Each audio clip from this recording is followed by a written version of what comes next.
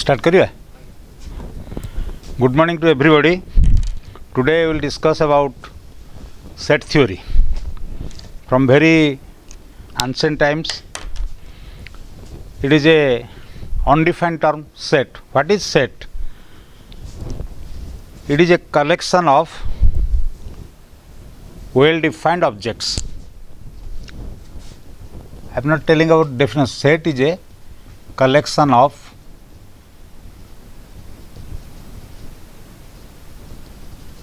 well defined objects.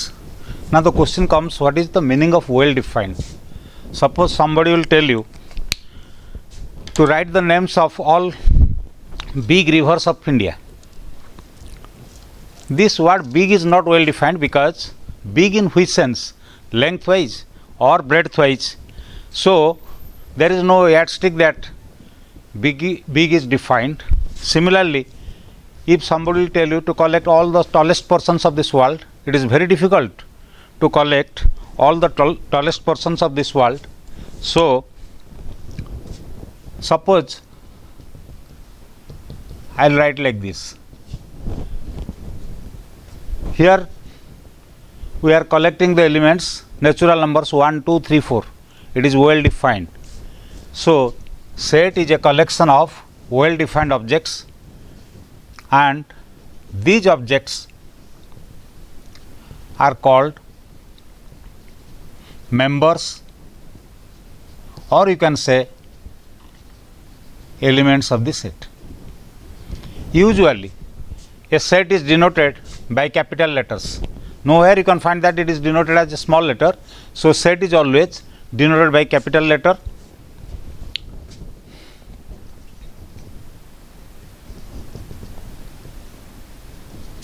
Suppose I am giving another example.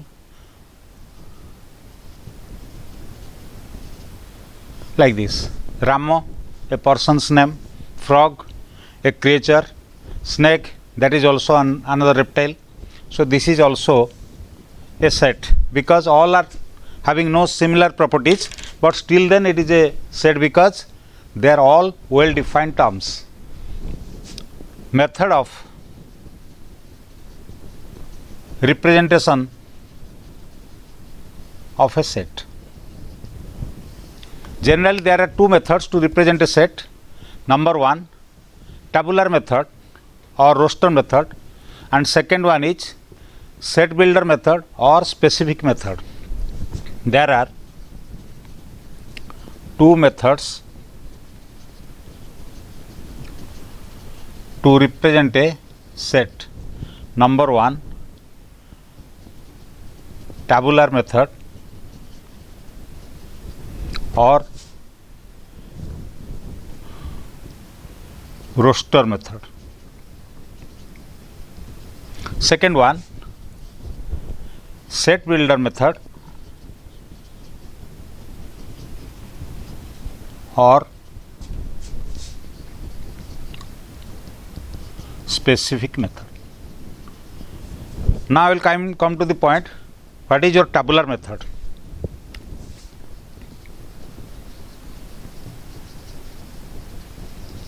In this method, you will write the elements of the set within curly brackets or braces.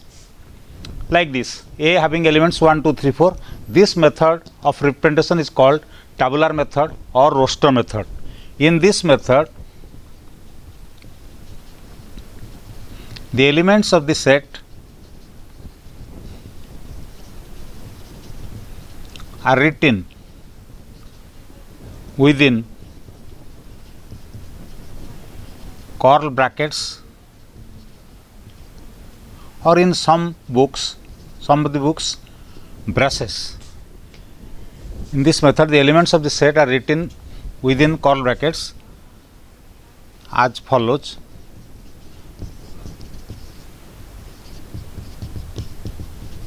This is your tabular method or roster method. Let us come to the second method, that is set builder method or specific method.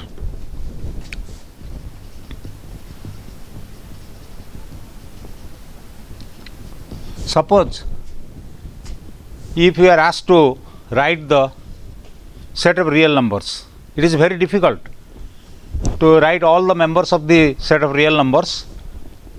So, when we cannot express the members of a set or a set in tabular method, then we have to take the help of this set builder method or specific method. That means there are certain conditions or restrictions which are satisfied by the members of that set only. When we cannot write the elements of a set in set builder form, in tabular form, then we can express the set in set builder method.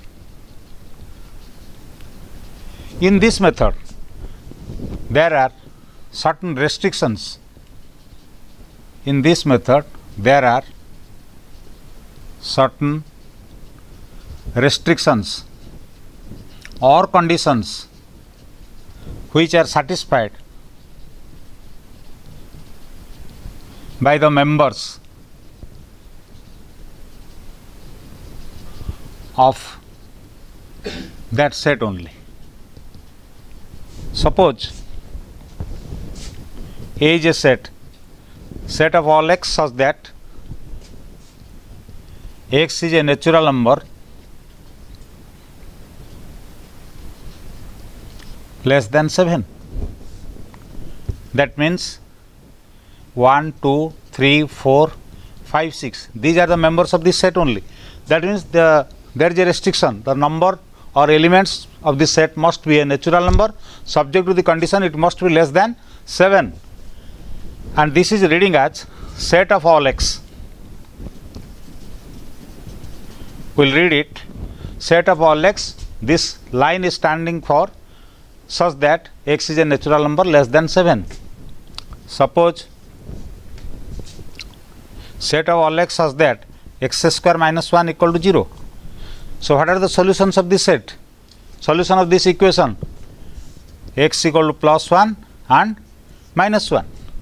So, these are conditions for the set builder method. Next, finite sets. If a set has finite number of elements, that means we can count the number of elements, then it is called a finite set. Here in this example, we have members of the set A as 1, 2, 3, 4, 5, 6. That means we are counting the numbers. So, it is a finite set. The set having finite number of elements is a finite set.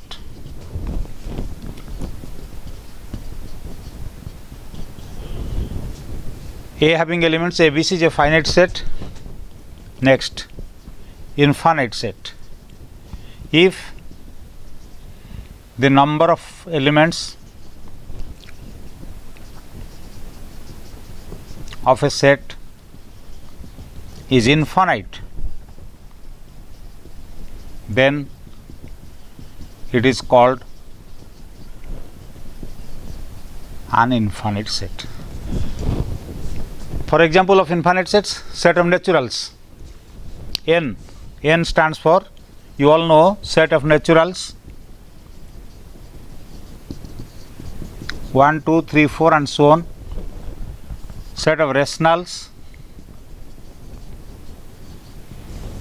all are infinite sets. Set of integers z, set of positive integers, set of negative integers and so on.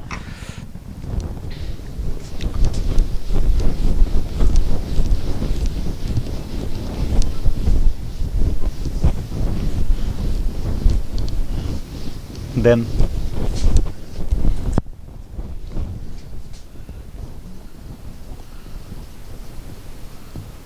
cardinality of a set.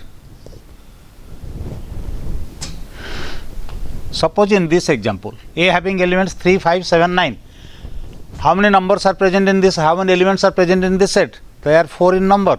So that is called the cardinality of the set A. That means the number of elements present in a set is known as its cardinality. The number of elements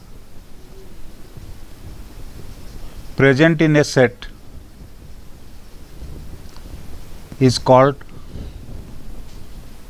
its cardinality. Suppose A is a set. If A is a set, then its cardinality is denoted as, this is reading as in set theory taking as cardinality of A, or in some of the books you will find NA, N for number of elements. A having elements 1, 2, 3, 4, that implies cardinality of A equals to 4. Next, equal sets. Two sets A and B are said to be equal if they have same elements. Two sets A and B are said to be equal if they have same elements, that is A having elements AB, B having elements AB, then only A equals to B. Two important things you have to note here. In a set, the elements can be written any order. Suppose A having elements 1, 2, 3, 4, B having elements 4, 2, 3, 1, still then A equals to B. That means there is no order of writing the elements or members of the set. Another point is, in a set, if there is repetition of some elements,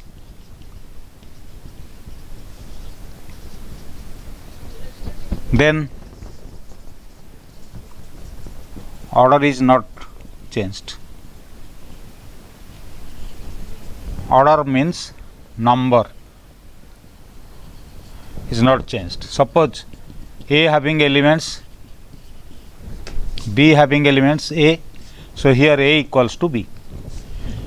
You cannot say A having 3 elements, it is A is repeated thrice, so still then out of this repetition of elements, still then we are taking as a single element, cardinality of A is 1, also cardinality of B is also 1. So they are equal. Next comes equivalent sets.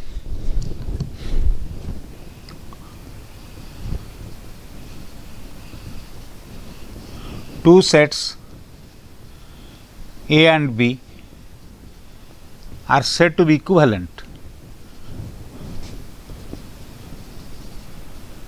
if they have same cardinality. That means if the number of elements present in the set are equal, then they are said to be equivalent. It is denoted as, this is symbol for equivalence of sets. So A is equivalent to B if the that is cardinality of A equals to cardinality of B.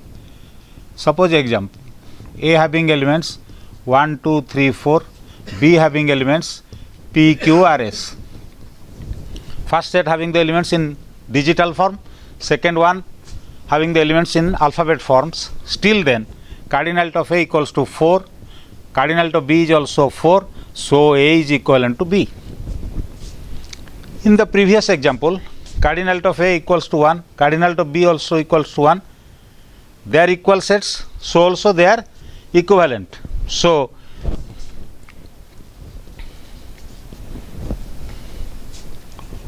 all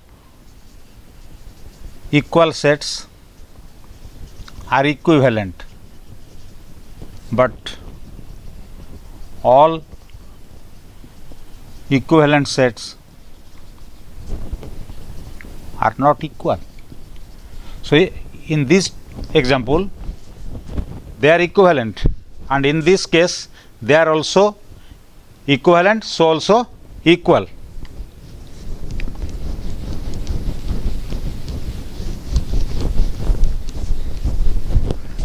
Next point is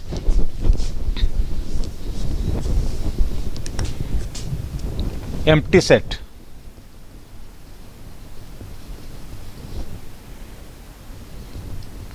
A set is said to be empty if it has no element. That is, cardinality of the set is 0. Usually empty set is denoted by the letter phi. This symbol stands for the empty set. So, cardinality of phi equals to 0 always. Suppose A is a set of all x such that x not equal to x is an empty set. Set of all x such that x is a month of the year having 35 days. There is no such month in the year having 35 days, so it is an empty set.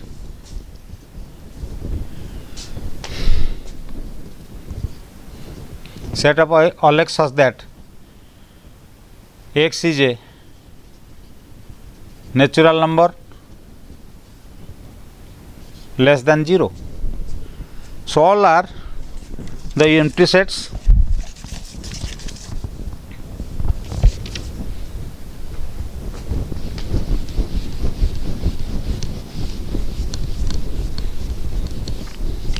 Also, we can say for finite sets we have mentioned that two sets are equivalent if they have same cardinality, that means same number of elements. But what about the infinite sets? For the equivalency of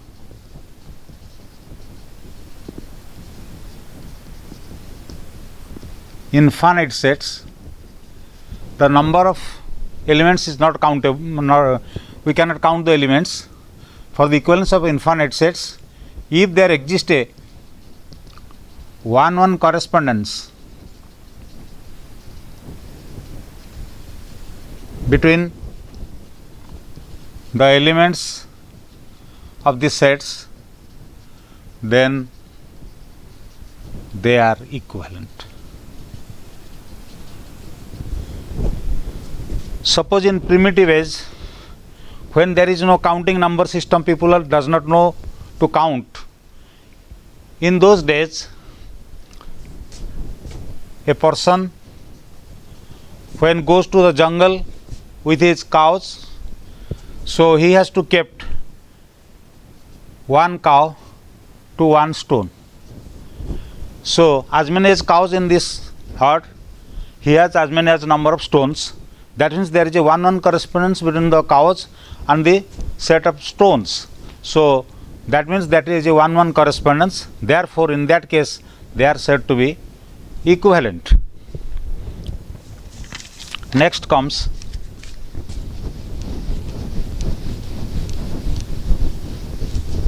subset of a set.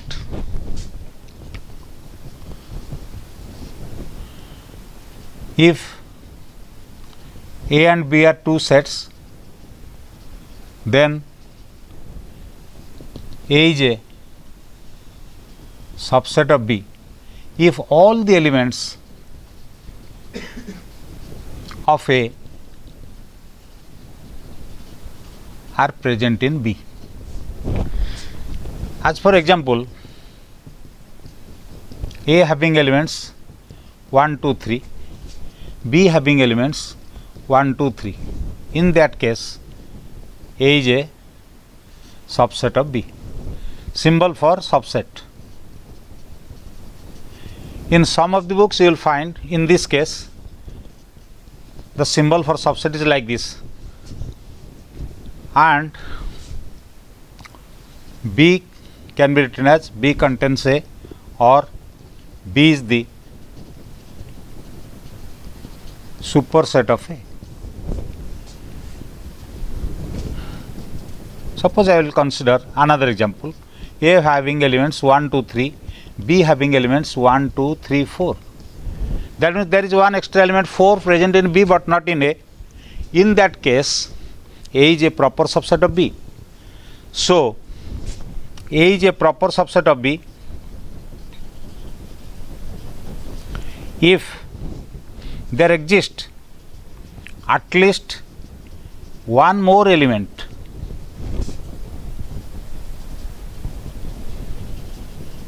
present in B than A.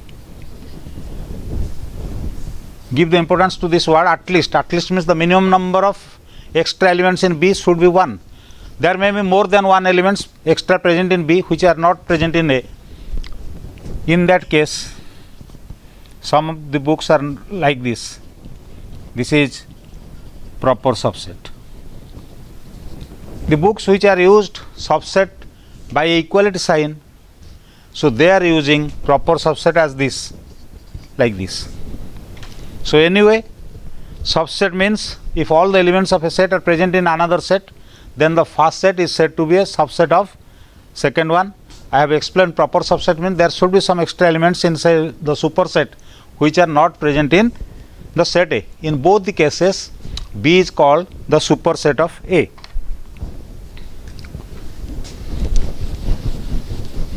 Next comes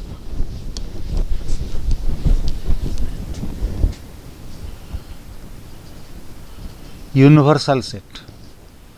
Suppose we are considering some of these sets as A having elements 1, 2, 3, B having elements 4, 5, 6, 7, E is another set 1, 2, 3, 4, 5, 6, 7. Here you can mark all the elements of A are present in E, that means A is a subset of E. All the elements of B are present in E, so B is also a subset of E. That means A and B are both subsets of this particular set E.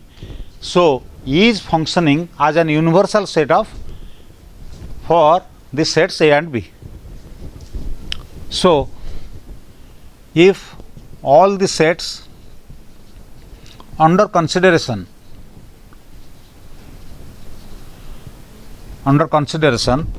are subsets of a particular set, then that particular set is the universal set for those sets. In the above example, E is the universal set for A and B. Usually, universal set is denoted by E or U. So, A is a subset of E and B is a subset of E.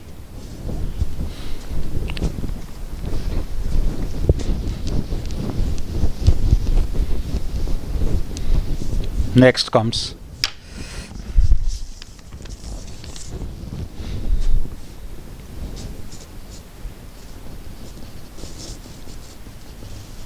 every set is subset of itself. Empty set phi is subset of every set. This can be proved vacuously. There is no such element present in phi which is not a member of a set. So by that logic, we can say that empty set is subset of every set. Next,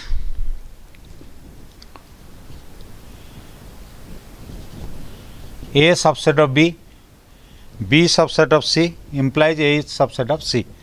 This is property of extension. So I have told that if all the elements of A are present in B, then A is a subset of B. That means if A is a subset of B, then X belongs to A implies X belongs to B. B is a subset of C, then X belongs to B implies X belongs to C. So ultimately, when X belongs to A, that implies X belongs to B. When X belongs to B, that implies X belongs to C. So ultimately, X belongs to A implies X belongs to C. That implies A is a subset of C. This can be extended to any number of sets. You can take n number of sets and show this property. Then comes power set of a set.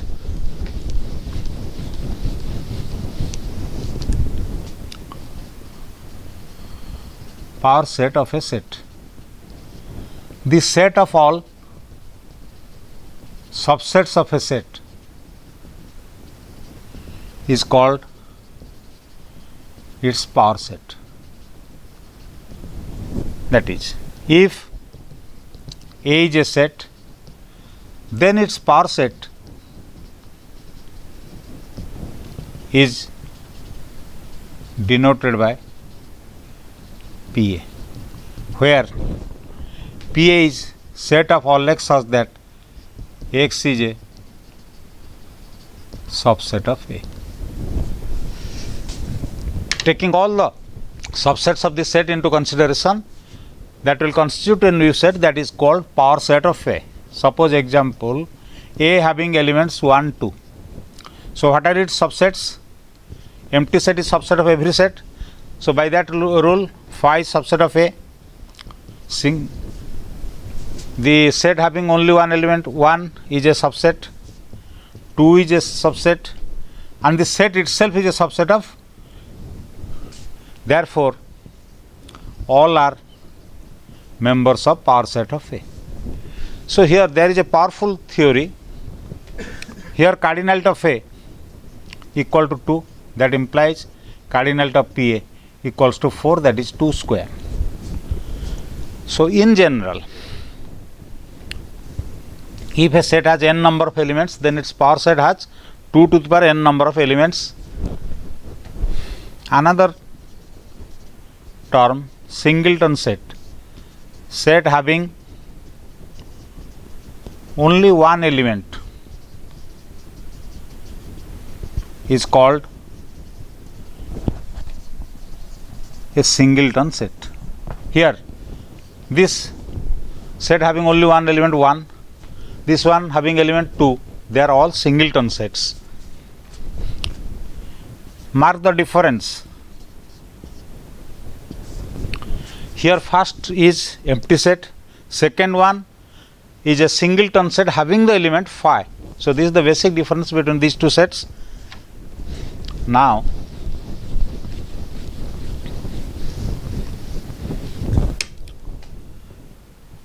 if a set has n number of elements,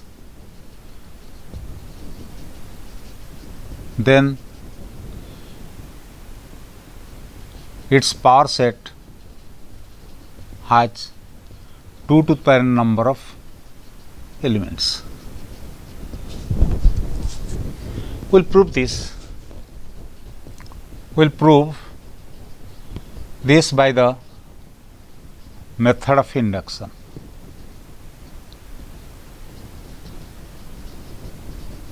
What is method of induction? Suppose a statement is true for n equal to 1, 2 and so on, and we will assume that it is true for n equal to k, and you have to show that it is true for n equal to k plus 1, then the statement is true for any value of n.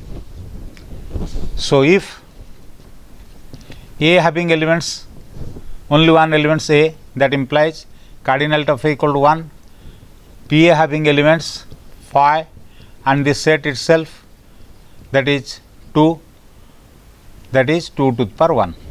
Suppose A having elements AB implies cardinality of A equal to 2. So PA having elements phi A B set AB. That means cardinality of PA equals to 2 square. So mark, we have enhanced one element or extra element in set A, and there are two numbers of elements extra in power set of A. So suppose proceeding like this, suppose A have k number of elements and cardinality of P equal to 2 to the power k. If cardinality of P equals to 2k k plus 1, that means then cardinality of PA equal to 2 to the power k plus 2 to the power k, because here in this, mark this one, A has one element, then PA has two elements. When A has two elements, then it becomes 4. Cardinality of PA becomes 4. That means we are adding another extra two elements in the power set. So similarly, if A has k number of elements, then power set of PA has 2 to the power k number of elements. So if we will take cardinality of A as k plus 1, then power set of A will be, cardinality of power set will be 2 to the power k plus 2 to the power k, that is 2 to the power k plus 1. So in general, if cardinality of equal to n, then cardinality of PA equal to 2 to the power n.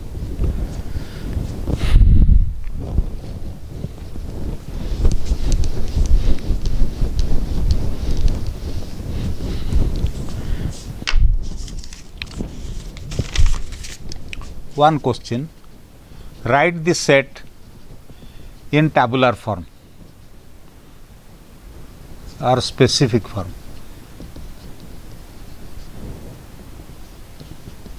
January, February, May, July.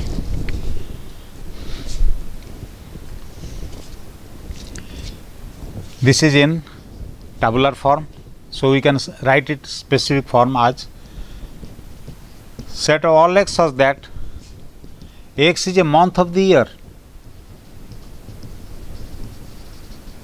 which ends with the letter Y. Mark January, February, May, July, all the months having the last letter as Y. Similarly, if A equals to set of all x such that x is a natural number less than equal to 11. So this is in specific form, we can convert it into tabular form as 1, 2, 3 up to 11.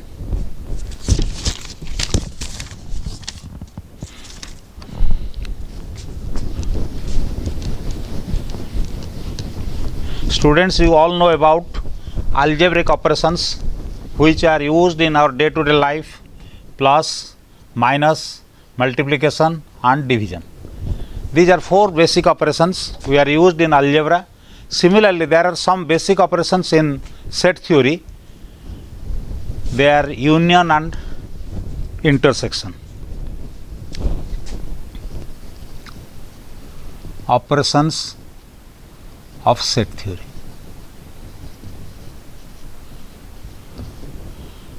We are using two operations in set theory.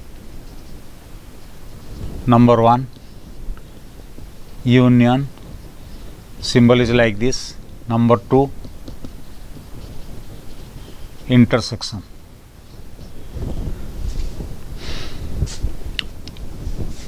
Union.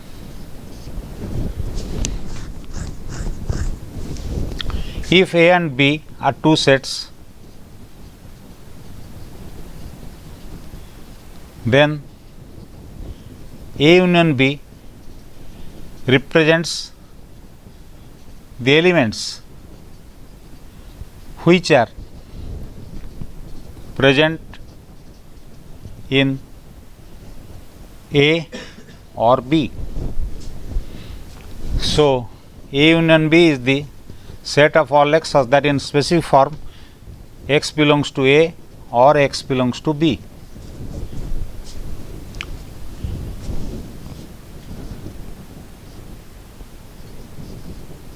In some of the books you can find like this: A cop B or A union B. In graphical form, in set theory, the diagrammatic representation of these operations is known as you know all about Venn diagram. So Venn diagram of A union B is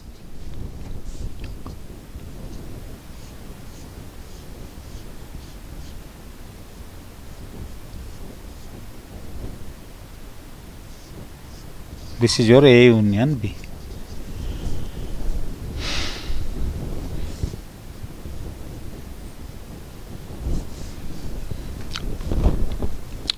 So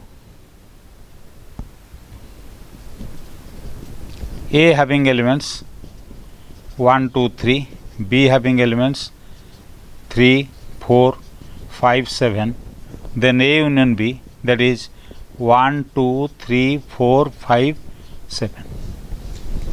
The elements which are present both in A, either in A or in B. Similarly,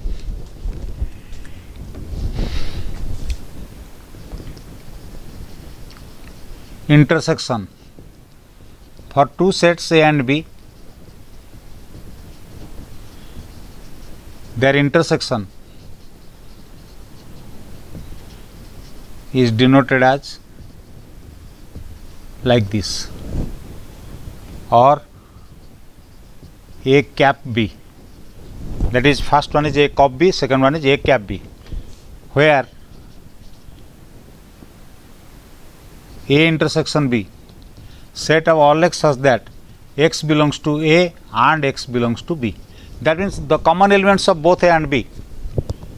It represents the common elements of A and B.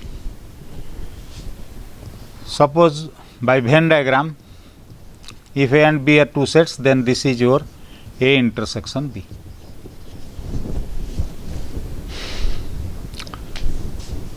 For this diagram, A and B having no common element, so here A intersection B equals to phi, then A and B are disjoint sets. So two sets are said to be disjoint when their intersection is an empty set phi. So A having elements 1, 2, 3, B having elements 1, 2, 7, then A intersection B is the set having elements 1, 2.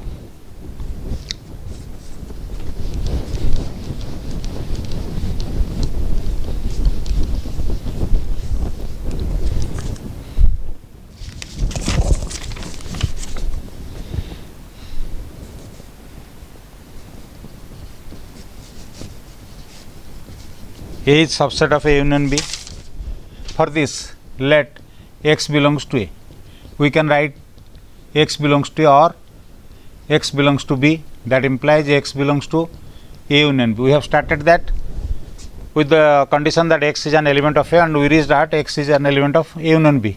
So A is a subset of A union B. A union A equals to A.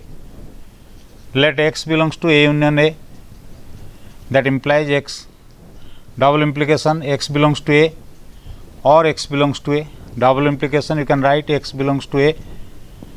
So A union A equals to A. Similarly, A union phi equals to A, let x belongs to A union phi, double implication x belongs to A or x belongs to phi, double implication x belongs to A, that implies A union phi equals to A. Next, you are all acquainted with the commutative law in algebra. A plus B equals to B plus A into B equals to B into A. Similarly, in set theory, we have commutative operation A union B equals to B union A. Let X is an element of A union B. Double implication X belongs to A or X belongs to B. We can write it X belongs to B or X belongs to A. That implies X belongs to B union A. We have started with A union B. X is an element of A union B, and we have reached that X is an element of B union A. Hence, for double implication A union B equals to B union A. Similarly, you can show A union B union C equals to A union B union C or associative law. Let X belongs to A union B union C. Double implication X belongs to A union B or X belongs to C. Double implication X belongs to A or X belongs to B or X belongs to C. In right hand side we have a bracket in B union C is within one bracket, so we can keep this X belongs to B or X belongs to C within one bracket. We'll do one more step, X belongs to A or X belongs to B or X belongs to C. Double implication X belongs to A or X belongs to B union C. Double implication X belongs to A union B union C. Hence,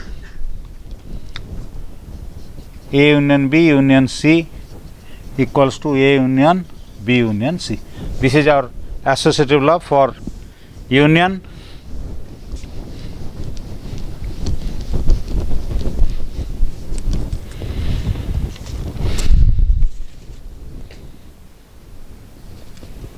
A subset of B, C subset of B, that implies A union C subset of B. As A is subset of B, so X belongs to A implies X belongs to B. C is a subset of B, so X belongs to C implies X belongs to B. When X belongs to A union C, that implies X belongs to A or X belongs to C. If X belongs to A, that means X belongs to B also. X belongs to C, that means X belongs to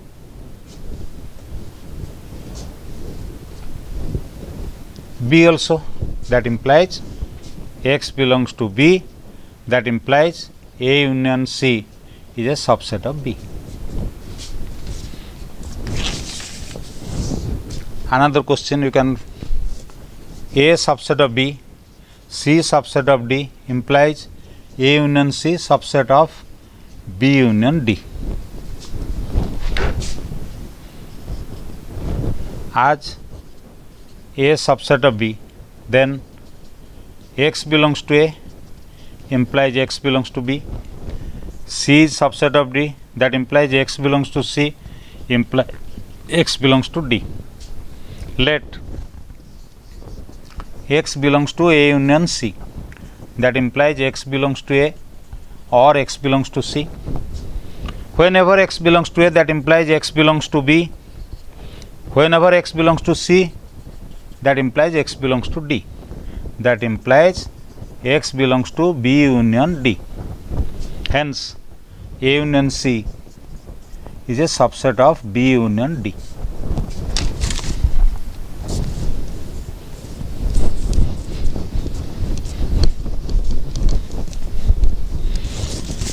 Similarly,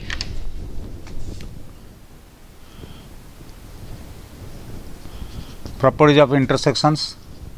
A intersection A equals to A. Let X belongs to A intersection A, that implies X belongs to A and X belongs to A, that implies X belongs to A. So, A intersection A equals to A. Similarly, A intersection phi equals to phi. Let x belongs to A intersection phi. Double implication, x belongs to A and x belongs to phi. Double implication, as phi has no element, then there is no such element which is present in A, so also in phi. So x belongs to phi. That implies A intersection phi equals to phi. Like union, your intersection operation is also being commutative law. A intersection B equals to B intersection A. Let x belongs to A intersection B. Double implication, x belongs to A and x belongs to B. Double implication, x belongs to B and x belongs to A. Double implication, x belongs to B intersection A. We have started with A intersection B and we reached that B intersection A. So A intersection B subset of B intersection A. From this we can extend this intersection operation for associative property. A intersection B intersection C equals to A intersection B intersection C, like this. Then we can use distributive laws. A union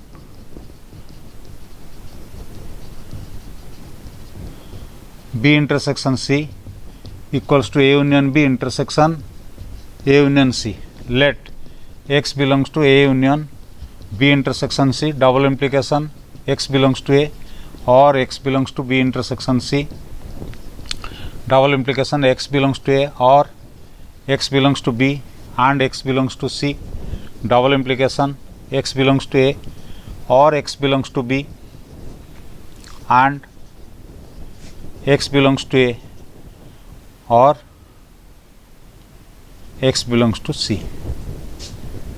Double implication, x belongs to A union B and x belongs to A union C.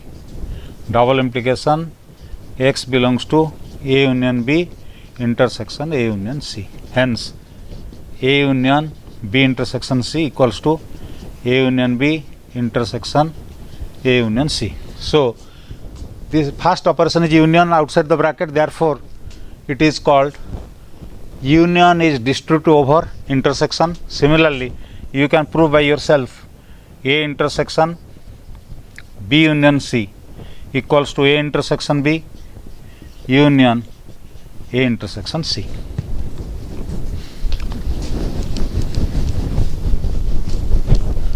Then complement of a set.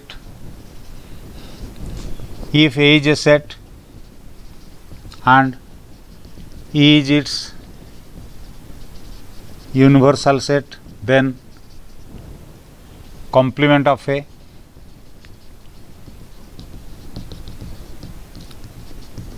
in some of these you will find A dash or a complement, that is set of all x such that x does not belong to or x belongs to E minus A. In Venn diagram, if this is the universal set E and this is set A, this portion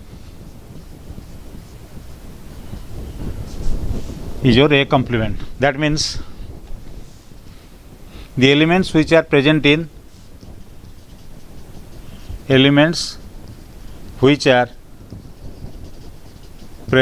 E but not in A. So, union of this A and its complement equals to E, A intersection A complement phi. So, they are both disjoint sets. Then comes difference of two sets.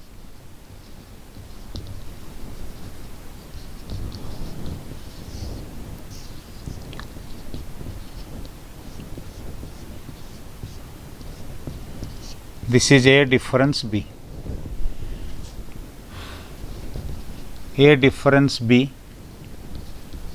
is denoted as A minus B, or like this, set of all x such that x belongs to A and x does not belong to B. This portion is B difference, the elements which are present in B but not in A. So A difference phi always equal to A. Next is symmetric difference.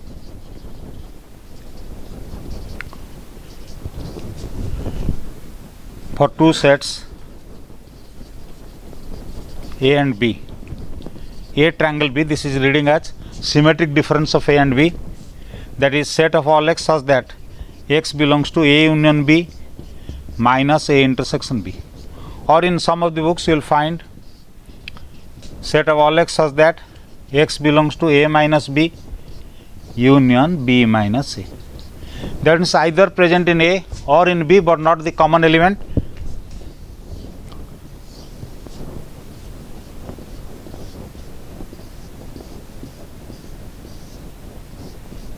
This is your asymmetry difference B.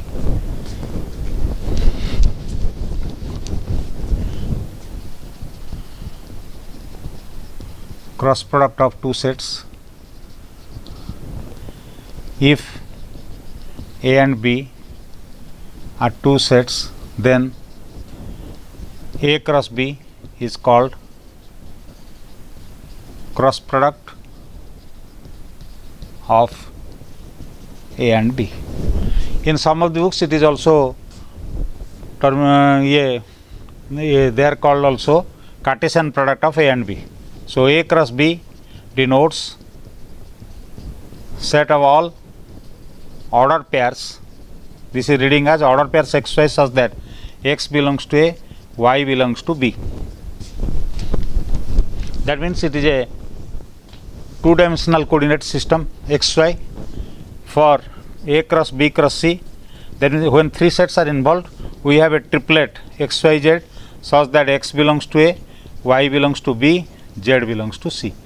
Suppose A having elements 1, 2, B having elements A, B, then A cross B, order pair 1A, 1B, 2A, 2B, like this. So if cardinality of A equals to M, cardinality of B equal to N, then cardinality of A cross B is Mn. If cardinality of A equals to M, that implies cardinality of PA 2 to the power M, cardinality of B equal to N, that implies cardinality of PB 2 to the power N. So cardinality of PA cross PB, that is 2 to the power M into 2 to the power N, that is 2 to the power M plus N. ହେଇଗଲା ନା ଅଛି? Hello,